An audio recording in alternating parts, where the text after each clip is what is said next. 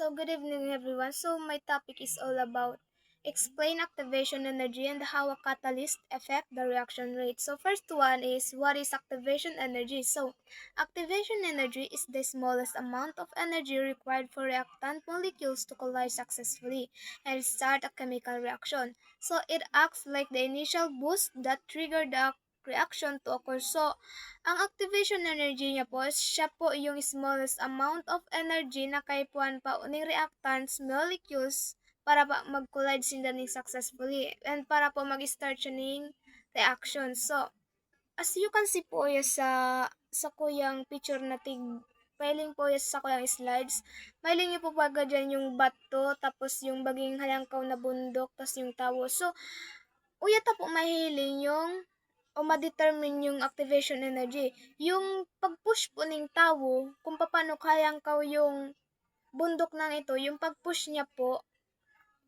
ito po yung giapuntang activation energy. Kung hayang kaw yung activation energy, kaya po niya ning makusog na pag-push para po ma-reach yung energy na kaipuan kasubato para po mag-start yung reaction. So the next one is activation energy is the minimum energy required for molecules to react. So, it determines how fast or slow a reaction will occur. Higher the activation energy means that reaction need a stronger push to begin. So, sa kuya nga ni pong pig-explain kabago, kay puan niya po ning makusog na pag-push para po mag-start para po maano yung energy na kaipuhan para mag-react yung piga-push na itong bato. So, activation energy is the energy needed to get a chemical reaction started. So, without this energy, the reactant molecules cannot overcome the energy barrier. So, it is like the spark that allows the reaction to take a place. So, ang activation energy man po is the energy need to get a chemical reaction started. So, without this energy, kung di po kang energy ini, ang reactant po ng molecules, di niya po ma-overcome yung energy barrier ng ito. So, it is like the spark that allows the reaction to take place. So, the next one man po is the activation energy is initial energy input that molecules need to collide effectively.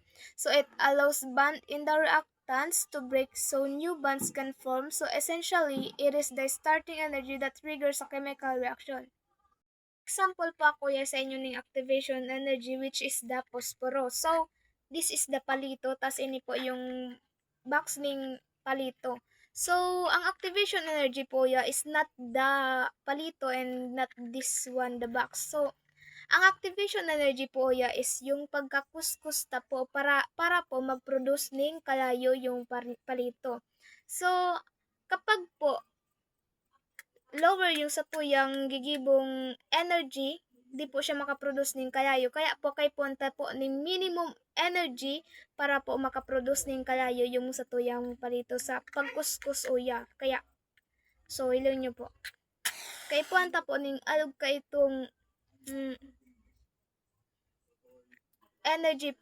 So, kay punta po ng gaalog kay itong minimum energy para po makaproduce kita ng kalayo duman sa posporo. So, ito po ang mapuntang activation energy. So, pagkuskus ta po. Kapag maluya po yung pagkuskus ta, di kita makaproduce ng kalayo. So, kapag sakto po duman sa satuyang kapag sakto po yung satuyang pagkuskus duman sa palito, tas uya yung uya, basta yun. So, kaya po makaproduce kita ng kalayo. So, ito po yung activation energy. Kaya so, ulit po nga ni yung activation energy is the minimum energy needed to the reactant. So, para po makaproduce ng chemical reaction. So, next na po is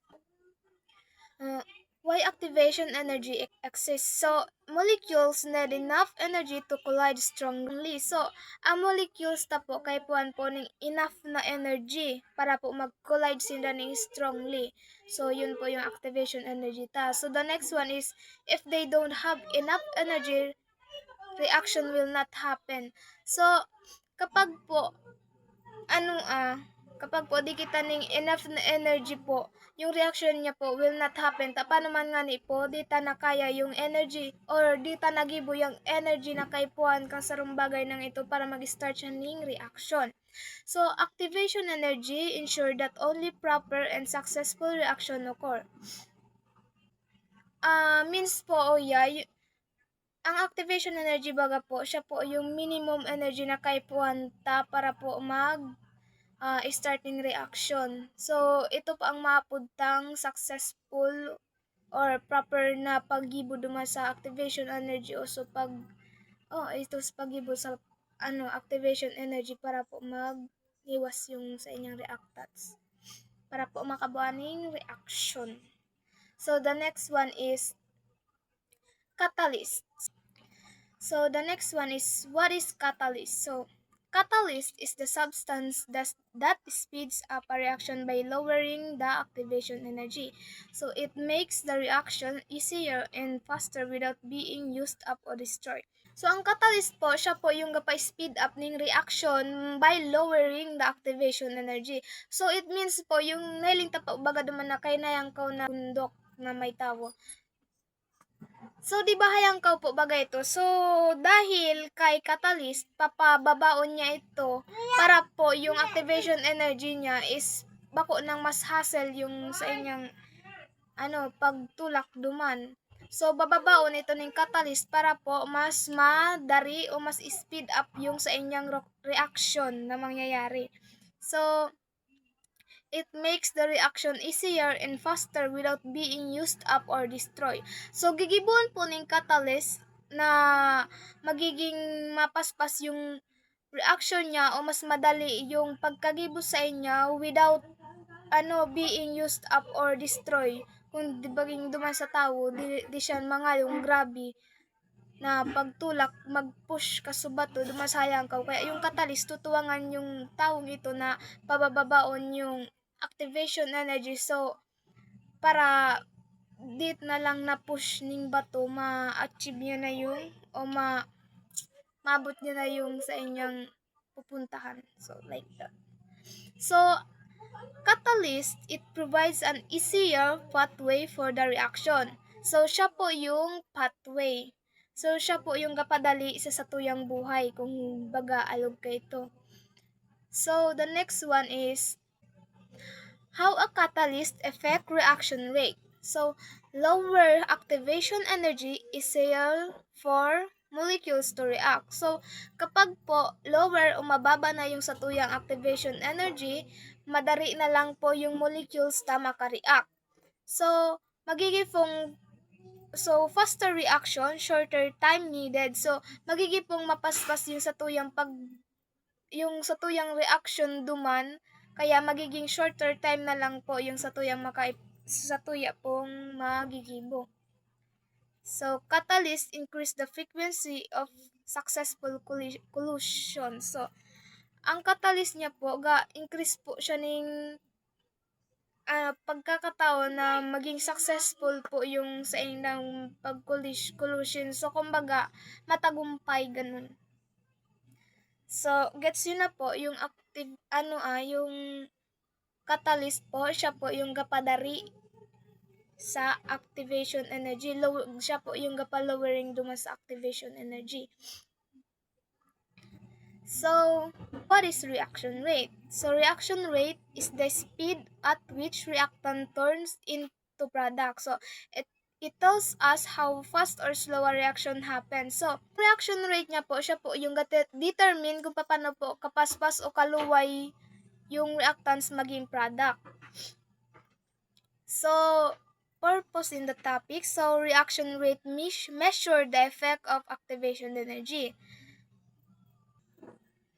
So, means po siya po ang ga-measure kung kunyari ba higher the activation energy, kaya po yung reaction rate niya po mame-measure niya na ito mabagal ito paano man baga higher. Kaya kung lower the activation energy po, ang reaction rate niya po is madari. So, shows how much faster a reaction becomes when a catalyst is used. So, ang reaction rate man po gapailin po siya kung paano maging faster yung naging reaction kang pig apply ta na yung catalyst duman. So, without knowing the reaction rate, we cannot see or compare the effect of catalyst. So, without po ning reaction rate, di ta po mahihiling o ma-determine kung ano na po yung nangyari na igwang catalyst tas without catalyst. So, syempre po, baga, pag iwang catalyst, yung activation energy niya po is mas mapapadali po yung reactants to become a product. So, kapag di man po siya ning catalyst, mas mapapaawat po mas kay puanta pa po ning energy para po makapunta yung reactants duman sa product. So, gets yun na po, yung reaction rate, siya po yung determine kung paano po yung reactant kadari maging product. So, ganun po. So, again po, activation energy niya po, siya po yung minimum energy na kaipuhan po ning reactant para po mag-start ning chemical reaction. Sa catalyst man po, siya po yung gapadali sa chemical reaction. So, siya po yung baging pathway baga ganun. Sa reaction rate man po, siya po yung ga-determine kung paano po kadari yung reactant na maging product. Ganun.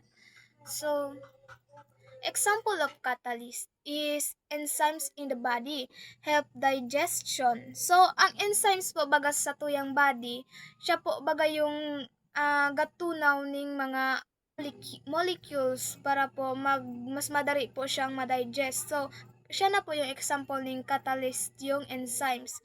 So, catalytic convert in cars reduce pollution. So, as you can see po, baga oya, yung sa inyo baging net, siya po yung gapadari po para ma-reduce yung pollution.